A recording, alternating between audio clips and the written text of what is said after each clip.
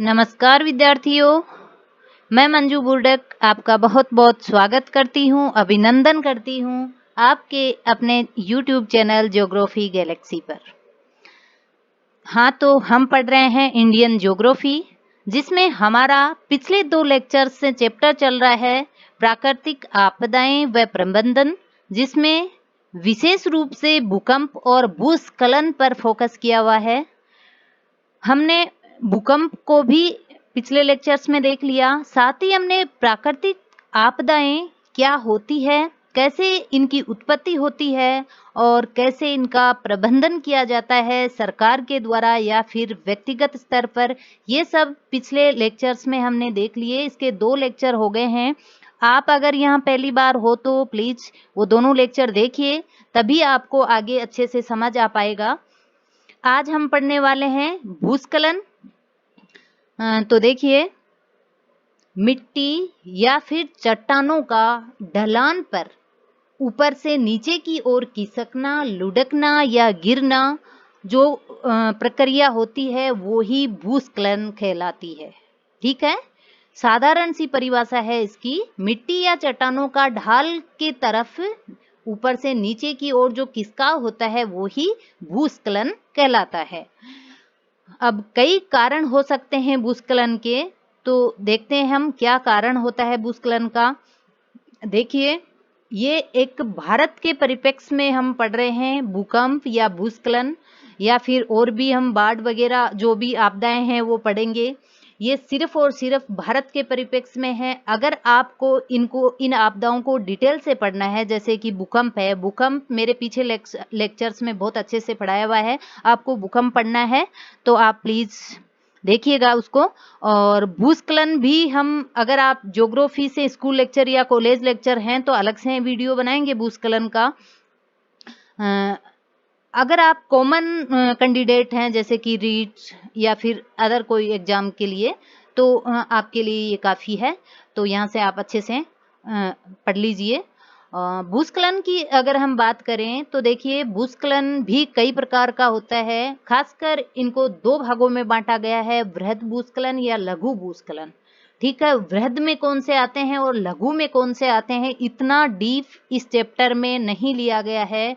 ठीक है, यहाँ आपको भूस्खलन के जो कॉमन सी बातें हैं, क्या होता है भूस्खलन और किन कारणों के द्वारा आता है और किस प्रकार इस संकट से बचाव किया जाता है और क्या क्या भारत में प्रबंधन के उपाय किए गए हैं।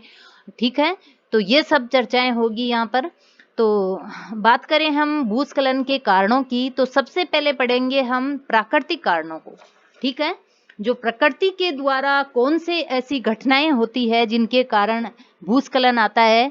तो देखिए, इसमें चट्टानों की जो संरचना होती है और भूमि का ढाल, चट्टानों में वलन और भ्रंशन, वर्षा की मात्रा और वनस्पति का जो आवरण होता है आदि कारक प्रमुख होते हैं। प्राकृतिक कारक की अगर हम चर्चा करें तो देखिए, सबसे पहले तो हम बात करेंगे कि चट्टानों की संरचना किन पदार्थों से हुई है, किन तत्वों से हुई है। ठीक है, चट्टानों की अगर संरचना अच्छी है तो वहाँ मतलब भूस्खलन कम होगा।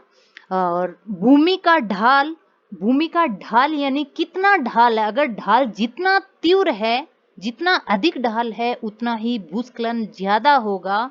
ठीक है, और साथ ही अगर हम चट्टानों में वलन और भ्रंशन की बात करें, अगर चट्टानें भूगर्भ में वलन और भ्रंशन की क्रिया, मतलब जो प्रक्रिया है वो चल रही है, गति में है, तो वहां पर भी भूस्खलन आने की ज्यादा संभावना रहती है। साथ ही वर्षा की मात्रा की अगर हम बात करें तो वर्षा की मात्रा तो भूस्खलन के लिए बहुत ही ज्यादा, मतलब एक वो ग्रीस का काम कर रही है। जिस प्रकार एक बेरिंग के लिए ग्रीस का योगदान होता है, मतलब उसकी स्पीड बढ़ाने में, ठीक उसी तरह भूस्खलन के लिए वर्षा कार्य करती है। तो वर्षा जितनी ज्यादा होगी भूस्खलन उतना तीव्र होता जाएगा। वनस्पति का आवरण भी भूस्खलन को रोकने में मददगार होता है। मतलब वनस्पति का जो आवरण होता है वो अगर ज्यादा होगा तो भूस्खलन कम होंगे, वनस्पति कम होगी ठीक है, समझ गए होंगे आप। वनस्पति कम होगी वहां पर भूस्खलन अधिक होगा। तो ये हो गया प्राकृतिक कारण। आगे देखिए, नवीन मोड़दार जो पर्वतीय क्षेत्र हैं वहां भूस्खलन अधिक होते हैं। जो अभी नवीन यानी अभी गति पर हैं, अभी प्रक्रिया चालू है जिन पर्वतीय क्षेत्रों की, वहां पर अधिक भूस्खलन हो रहे हैं। चट्टानों के जोड़ कमजोर होते हैं। इसका रीजन क्या है? नवीन जो पर्वतमालाएं हैं वहां पर अभी जो चट्टानों के जोड़ हैं वो काफी कमजोर हैं, इसलिए वहां भूस्खलन अधिक है और ढाल भी उनका अधिक है, क्योंकि अभी अभी नई बनी है तो ढाल भी उनका अधिक है, इसलिए वहां ये प्रक्रिया ज्यादा घटित हो रही है घटना। और साथ ही गुरुत्वाकर्षण बल की बात करें तो गुरुत्वाकर्षण बल भी इसमें सहयोग करता है। जितना अधिक ढाल होगा उतना ही अधिक गुरुत्वाकर्षण बल लगेगा और भूस्खलन ज्यादा तीव्रता लेगा। ठीक है, बात करें हम ये इसकी ढाल की, तो देखिए 45 डिग्री से अधिक कोण अगर है, कोण का अधिक मतलब ढलान है 45 डिग्री, यानी कि अगर कोण इससे ज्यादा का बन रहा है, ठीक है, इससे ज्यादा का बन रहा है तो वहां पर भूस्खलन ज्यादा तीव्रता से होगा। ठीक है, यह है 45 डिग्री का कोण। तो अगर 45 से ज्यादा का अगर कोण बन रहा है ढाल में तो वहां पर भूस्खलन तीव्रता से होते हैं। जैसे कि बात करें हम पश्चिम घाट की, तो वहां पर जो कोंकण रेल मार्ग है वहां पर भूस्खलन की घटनाएं आपने देखा होगा बहुत ज्यादा होती है। वो उसका कारण एकमात्र यही है कि उस ढाल की जो मतलब वो कोण बन रहा है, यानी जो झुकाव है वो है 45 डिग्री से अधिक। ठीक है, और यह वहां पर ये घटनाएं यानी भूस्खलन जैसी घटनाएं काफी घटती है वर्षा ऋतु में। पर्वतीय क्षेत्रों में नदी की जो अपर्दन क्षति होती है वो भी काफी होती है। आपको पता ही है कि पर्वतों से जब नदियां उतरती है तो अपने साथ काफी सारा अवसाद लाती है, क्योंकि वो वहां यानी पर्वतीय क्षेत्र में उनका उत्पत्ति क्षेत्र होता है, वहां वह युवा अवस्था में होती है, काफी शक्ति होती है उनके पास, तो वहां पर अपर्दन भी ज्यादा करती है। इसी कारण नदी और मतलब वहां पर ज्यादा पर्वतों में ज्यादा भूस्खलन होता है। ठीक है, साथ ही नदी किनारों पर भी अपर्दन से उनके ऊपरी क्षेत्र में भूस्खलन होता है।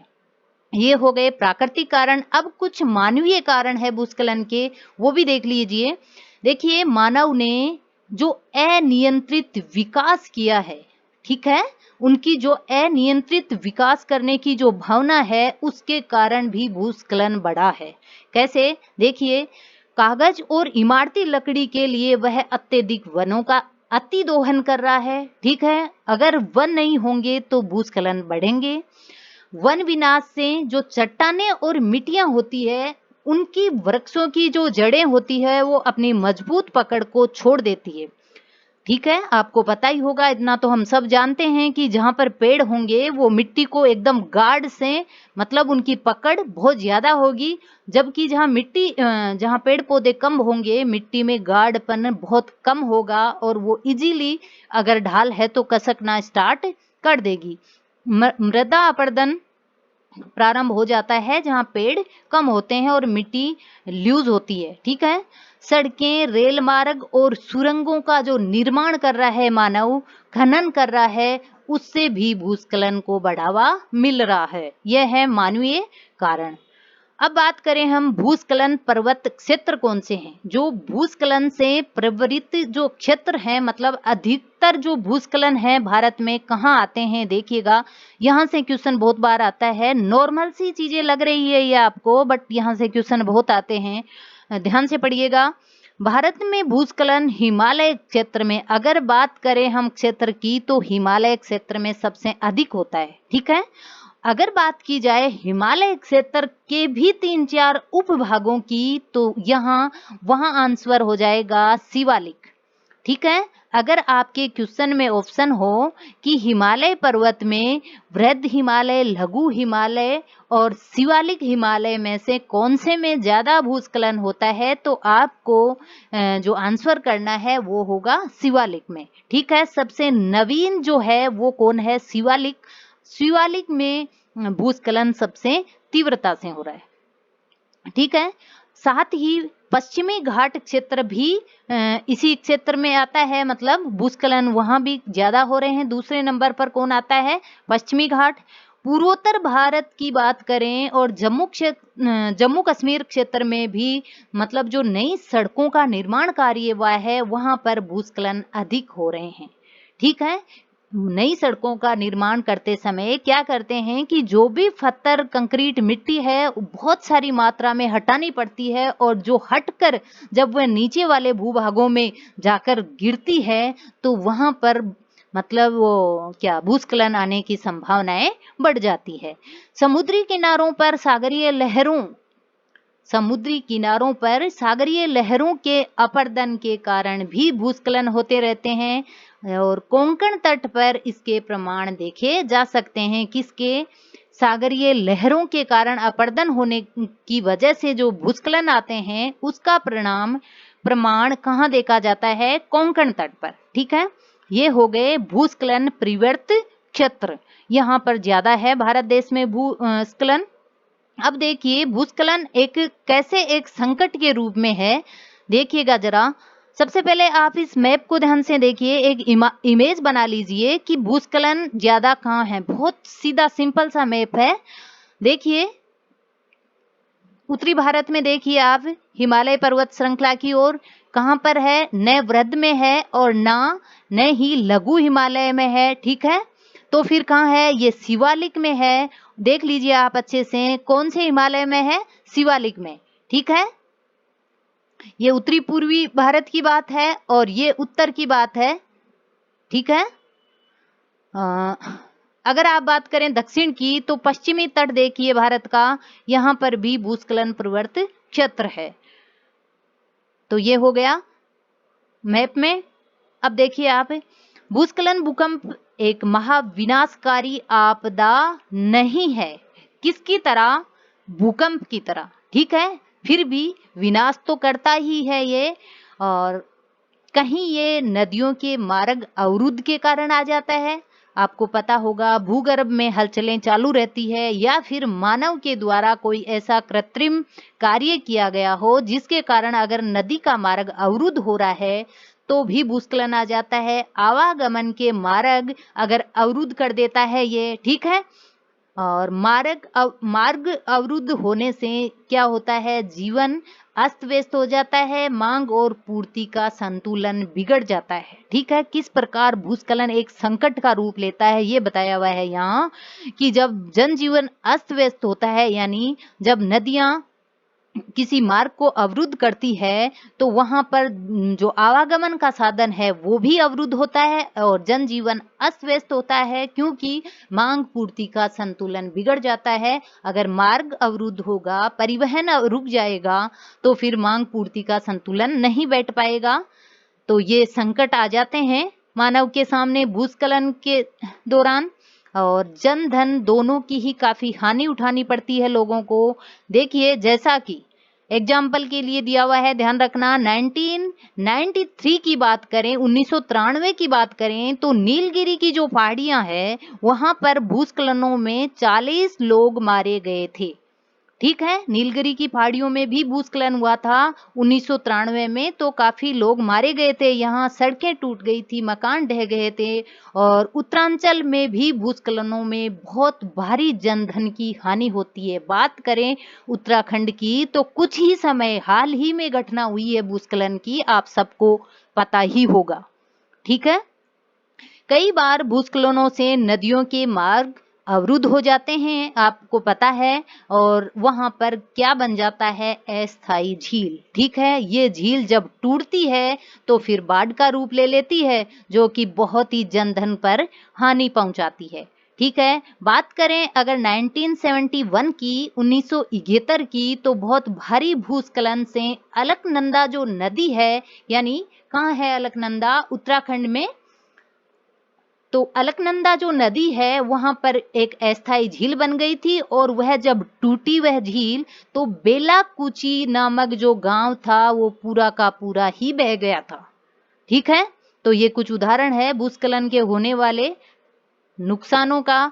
अब देखिए आप, ये जो सारणी दी हुई है आपके सामने 10.2 जो सारणी है, इसको आप अच्छे से याद करना। यहाँ पर 3 जो भूस्खलन हुए हैं भारी वो दिए हुए हैं, और ये कौन कौन से स्टेट में, कौन कौन से वर्ष में और कितना प्रभावी रहे, ये सब बताया हुआ है। ध्यान से देखिएगा। वैसे हमने चैप्टर में पढ़ लिया इनको।